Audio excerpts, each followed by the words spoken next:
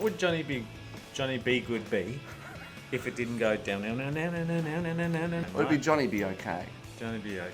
That's a good answer.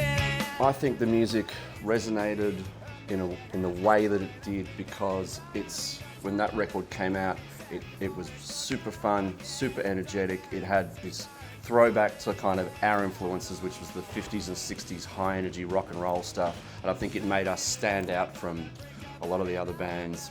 We sort of had this idea of the band, like Scott was saying, of how we would look and how we would sound. And we almost had it on paper, you know, it was like something that we thought about. Whether we could make that a reality was a whole other thing. But we did in the end. And I think when it all kind of came to fruition, the kids that got into the band really got into it because we were like no other band, and they, you know, it was like we were sort of unique in a way. You have the alternative, you have mainstream, then you have the alternative. We were the alternative to the alternative because we came from that Melbourne rockabilly / ska punk scene. So that stuff was like, it wasn't even alternative, it was the next sort of alternative.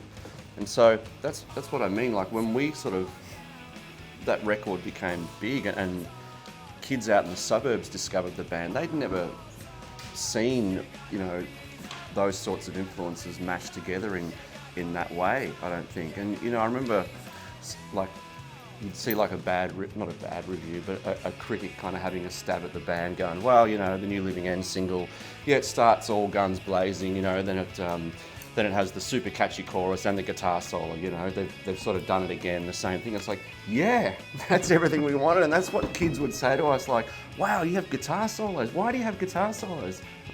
I don't really know. It's just because we sort of, all our favourite songs and the kind of music we grew up playing, blues-based and jazz and all that, well, we always had a guitar solo. So we never really thought about it, but it was unique at that point.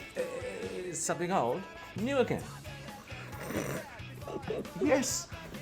We'd had all these years of kind of working a sound together that, you know, that mixed all of our influences, which were rockabilly and punk and ska and all of that kind of subculture music.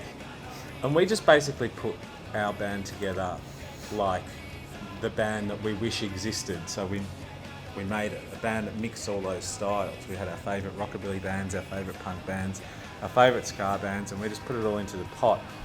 If we like this band this much, then surely other people may. We were big on intros. We were big on All Time Down intros. has an intro.